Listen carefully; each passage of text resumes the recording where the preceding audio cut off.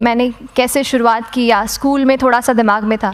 तो हाँ, स्कूल में थोड़ा सा कहीं सोचा था, कहीं शायद पढ़ लिया होगा, कहीं सुन लिया होगा कि नहीं आईएएस ऑफिसर नाम की कोई चीज़ होती है। लेकिन तब ये भी नहीं पता था कि यार यूपीएससी नाम की कोई एग्ज़ाम है, सिविल सर्विस एग्ज़ाम है, उससे और भी पोस्ट में आप सिलेक्ट हो सकते हैं, ऐसा कुछ नॉलेज नहीं था।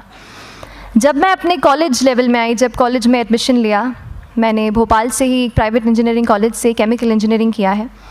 और उस दौरान मुझे जब मैंने सोचना शुरुआत की कि क्या बनना है, कंटेम्पलेट किया कि एग्जैक्टली क्या करियर चाहती हूँ, तो लगा कि यार कहीं जो पुरानी ड्रीम थी, एक जो सपना था, वो अभी उसको सामने लाना चाहिए। फिर इस बारे में और पढ़ा और तब खान स्टडी ग्रुप भोपाल में सेंटर वहाँ पे जैसे शुरू हो गया था, तो मेरा जो फाउंडेशन कोर्स है मैंने वहाँ से किया। और इस एग्ज़ाम के बारे में जो चीज़ें मुझे 1-2 साल में समझ में आई हैं, वो कुछ चीज़ें मैं आपसे शेयर करना चाहती हूँ। सबसे पहली चीज़ जो पहले जय और रचना हम दोनों बोल चुके हैं कि कंसिस्टेंसी। आप अगर दिन में, कई बार हमसे सवाल पूछते हैं कि आप कितने घंटे पढ़ाई करते हैं, तो देखिए घंटे मैटर नहीं करते। कोई 17-18 घंटे हमें नहीं पढ़ना है, इतना हम पढ़ भी नहीं सकते। एक दिन पढ़ सकते हैं, दूसरे दिन नहीं पढ़ पाएंगे। 5 से 6 घंटे ही आपको देने हैं या उतने निकालने हैं, पर वो जो वक्त आप अपनी पढ़ाई को देते हो, वो कंसिस्टेंटली आपको रोज़ उतना ही अपने पढ़ाई को देना है। Consistency is the key, that is the first and the most important thing जो आपको ध्यान में रखनी है। दूसरी चीज़ इस एग्ज़ाम में मुझे लगता है इक्वली इम्पॉर्टेंट है, क्योंकि ये जर्नी लंबी होती है। जैसे एग्ज़ाम ही 1 साल तक चलती है, आप प्रीलिम्स देते हैं, फिर आप मेंस देते हैं, आप इंटरव्यू में जाते हैं पर्सनालिटी टेस्ट के लिए, तो एग्ज़ाम 1 साल तक खुद चलती है। उसके पहले मान लीजिए आप 1-1.5-2 साल पहले से प्रिपेयर कर रहे हो, तो ये जर्नी काफ़ी लंबी रहती है। उस जर्नी में मेंटली अपने आप को मोटिवेट रखना, अपने आप को बूस्ट करते रहना, वो भी इक्वली इम्पॉर्टेंट है। और इसीलिए अपने आप पर भरोसा बेहद ज़रूरी है। You need to have a faith in yourself कि अगर आपने इसमें कदम रखा है, अगर आपने सोचा है कि आप सिविल सर्विस एग्ज़ाम देना चाहते हैं और देंगे, तो आपको ये ठान के उसमें जाना है कि हाँ मैं ये कर सकता या कर सकती हूँ। ये एक अपना मोटिवेशन, अपने साथ एक फेथ, बिलीफ अपने ऊपर आपको हमेशा रखना है। कमिंग टू प्रेपरेशन की कैसे तैयारी करनी है, बहुत सारी बातें आप सुन चुके हैं कि आंसर राइटिंग में कैसे करना होता है, आंसर राइटिंग का स्ट्रक्चर कैसा होना चाहिए। तो मैं शुरू में सबसे पहले ये कहूँगी कि मेरे प्रिपरेशन का बेस 2 चीज़ें रहीं। पहला था करंट अफेयर्स। करंट अफेयर्स इसलिए मैंने उसी से शुरुआत की क्योंकि करंट अफेयर्स सबसे इंटरेस्टिंग पार्ट होता है। कई बार आपको हिस्ट्री कभी बोरिंग लगेगी, कई बार आपको लगेगा ज्योग्राफी इतना, कभी हर किसी के अपने अपने फेवरेट्स होते हैं। तो मुझे वो 2 सब्जेक्ट्स लगते थे कि यार इतना मन नहीं करता है, लेकिन न्यूज़पेपर्स और करंट अफेयर्स में जो भी नया चल रहा है वो मुझे हमेशा इंटरेस्टिंग लगता था। इंटरनेशनल रिलेशंस में क्या हो रहा है, क्या सोशल रियलिटीज़ हैं, कहाँ क्या हुआ, उसका क्या इम्पैक्ट पड़ेगा एडमिनिस्ट्रेशन पे और हमारे कंट्री पे, तो उसको आप अपना एक बेस बना सकते हो। आप करंट अफेयर्स बेस्ड प्रिपरेशन कर सकते हैं, इसलिए भी क्योंकि अगर आप मेंस एग्ज़ाम देखेंगे तो काफ़ी डायनामिज्म आ गया है, केवल प्रीलिम्स में नहीं बल्कि जनरल स्टडीज़ पेपर 2, पेपर 3 में भी आप देखेंगे कई सारे ऐसे सवाल हैं जो करंट इवेंट्स से इंस्पायर्ड होते हैं, उन पे बेस्ड रहते हैं। तो जब आप न्यूज़पेपर बेस्ड, करंट बेस्ड पढ़ाई करते हैं तो वो आपका प्रिपरेशन वहाँ से भी कवर हो सकता है।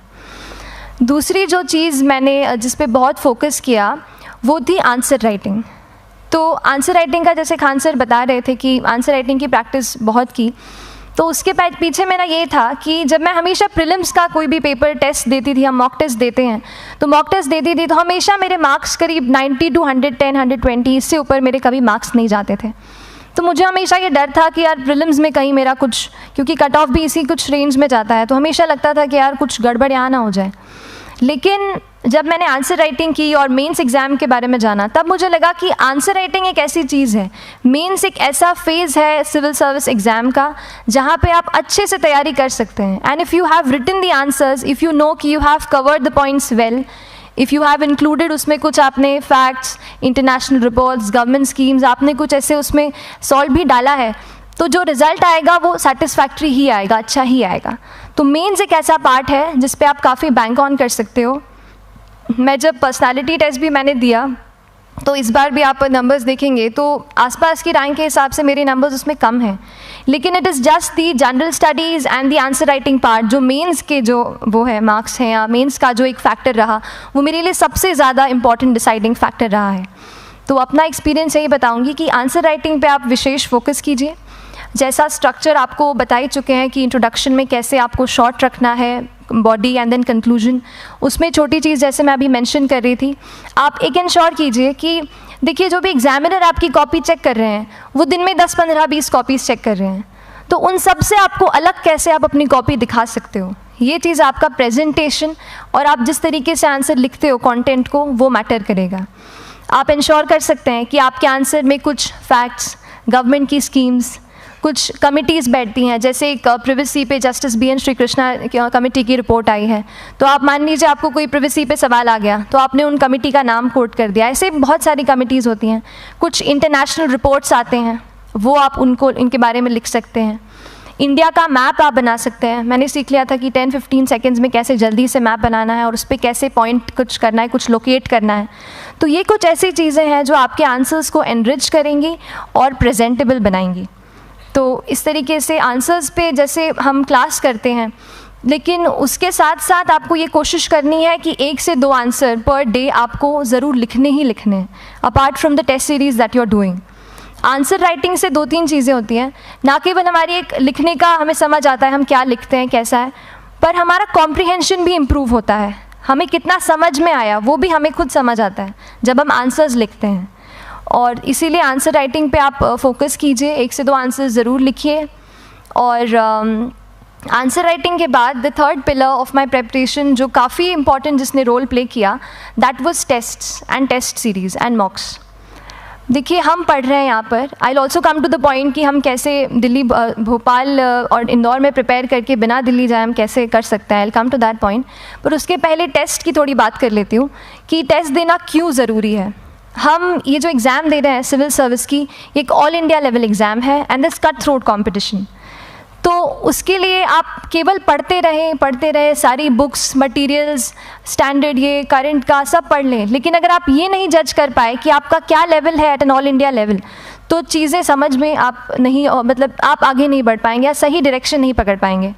तो इसलिए आप टेस्ट से घबराइए मत। कई बार टेस्ट का इनर्शिया होता है, ऐसे लगता है कि जब तक पूरा सिलेबस कंप्लीट नहीं कर लूँ तब तक टेस्ट नहीं दूंगा, लेकिन सच में बात ये होती है कि जब तक हम GS के मतलब पेपर देने अंदर भी घुसते हैं ना, तब भी उस सेकंड पे लग रहा होता है कि कुछ छूट गया है हमारा। तो ये चीज़ होगी ही, इसीलिए ये मैं कभी मत सोचिए कि जब तक पूरा सिलेबस नहीं कर लूँ टेस्ट नहीं दूंगा। जैसे आपका एक थोड़ा बेस बन जाता है प्रिपरेशन का, आप टेस्ट दीजिए, चाहे वो प्रीलिम्स का MCQ का टेस्ट हो या मेंस का राइटिंग स्किल की प्रैक्टिस हो, टेस्ट पे आप फोकस कीजिए। उसके बाद टेस्ट केवल देने के लिए नहीं देना है, उसको एनालाइज भी अच्छे से करना है। When you get the answer hints, when you get the answer keys, analyse properly कि आपकी क्या गलती हुई है और उससे भी सीखने की कोशिश कीजिए कि क्या कुछ नया मुझे इस टेस्ट पेपर से या इस आंसर कॉपी से मिल सकता है। तो इस तरह से टेस्ट पे भी आप फोकस कीजिए। And I will come lastly to the point कि जब मैंने प्रिपरेशन शुरू की थी अपने कॉलेज के 2nd ईयर 3rd ईयर आते आते, तो मन में बहुत सारे फियर्स थे। मैं भी एक नॉर्मल फैमिली से हूँ, मेरे फैमिली में किसी ने आज तक सिविल सर्विस का पेपर भी नहीं लिखा था, तो मन में बहुत सारे फियर्स थे, डाउट्स थे, क्या होगा, कैसे होगा। तो हो सकता है आपके मन में भी ऐसा हो। और हम जैसे यहाँ रहते हैं, हम सोचते हैं कि दिल्ली जाना तो सबसे ज़रूरी है, उसके बिना तो ये एग्ज़ाम हो ही नहीं सकती।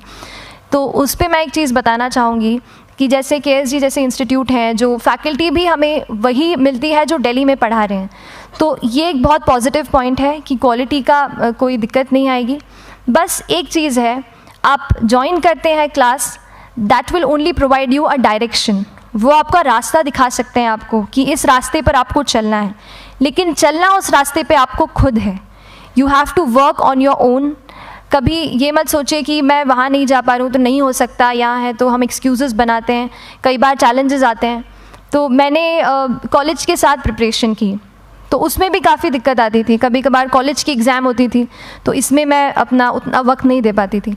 तो उस मोमेंट पे फिर प्लानिंग ने मुझे बहुत हेल्प किया कि हम किस तरीके से अपने कॉलेज के एग्ज़ाम के लिए प्लान कर लें। जैसे मैंने इंजीनियरिंग की है और मुझे पता है कि हम इंजीनियर्स 1 महीने से ज़्यादा पहले से पढ़ते नहीं हैं, पढ़ते हैं क्या? तो वो चीज़ आप ध्यान रख सकते हो, उसको अपना स्ट्रॉन्ग पॉइंट बना सकते हो। 1 से 1.5 महीना जब exam is approaching, I use to plan my entire syllabus का प्रिंट आउट निकाल के I use to make my notes, उस तरीके से उसको मैं उसको संभाल लेती थी। तो whenever you are managing those things together, focus on planning, किस तरीके से आप एक माइक्रो प्लान बनाएं, अपना डेली एक प्लान बनाएं, वीकली टारगेट सेट करें और एक ब्रॉड विजन दिमाग में रखें कि ब्रॉडली आप मंथ्स में क्या कवर करने वाले हैं। अगर आप प्लानिंग अच्छे से करते हैं तो ज़्यादातर पोर्शन आपका वहीं से कवर हो जाता है, और जब आप टारगेट्स बनाते हैं, उनको टिक करते हैं, तो एक सेंस ऑफ कंप्लीशन भी आपको मिलता है कि yes I am on the right path और मैं सही जा रहा हूँ या जा रही हूँ। तो इस तरीके से प्लानिंग पे भी इक्वली फोकस कीजिए। एंड बस यही सिंगल बिगेस्ट मैसेज मेरी तरफ से यही रहेगा कि आपने अगर ठान लिया है, अगर आप सोचते हैं कि आप ये एग्ज़ाम क्रैक कर सकते हैं, तो आपको रोकने वाला और कोई नहीं, आप खुद ही हो सकते हैं। तो खुद आप अपनी रुकावट कभी मत बनिए, एक्सक्यूज़ेस मत बनाइए। ऑब्स्टिकल ज़रूर आएंगे, उन्हें आपको चैलेंज करना है। Challenges are meant to be challenged. तो सही तरीके से अपने ऑब्स्टिकल्स को हैंडल कीजिए, और इस एग्ज़ाम में अगर आप सही स्ट्रैटेजी रखते हैं तो आप अपने एक अटैम्प्ट में ही इसको क्रैक कर सकते हैं। एंड एनीवेज आप जो भी अटैम्प्ट नेक्स्ट रखते हैं, दिल में यही रखिएगा कि जो ये मेरा नेक्स्ट अटैम्प्ट होने वाला है, ये मेरा बेस्ट अटैम्प्ट होने वाला है। कभी भी इस एग्ज़ाम को हाफ हार्टेडली मत दीजिए कि चलो देख के देखता हूँ कैसा है पैटर्न का एग्ज़ाम का। अगर एग्ज़ाम का पैटर्न देखना है ना, तो घर पे 3 घंटा टाइम लगा के एग्ज़ाम दे दो, बस केवल पैटर्न देखने के लिए एग्ज़ाम अटैम्प्ट मत कीजिए। जब आप एग्ज़ामिनेशन हॉल में जा रहे हैं या कोई अटैम्प्ट आपने सेट किया है, तो अपना सब कुछ उस एग्ज़ाम को दीजिए, अपना टाइम, एनर्जी, फोकस, जितना भी करेक्ट आप उसमें पॉजिटिविटी डाल सकते हैं उसको दीजिए, एंड पूरी तैयारी के साथ ही इस पेपर को दीजिए, and I am sure that you will succeed. So till then, all the very best to you and good luck. Thank you so much.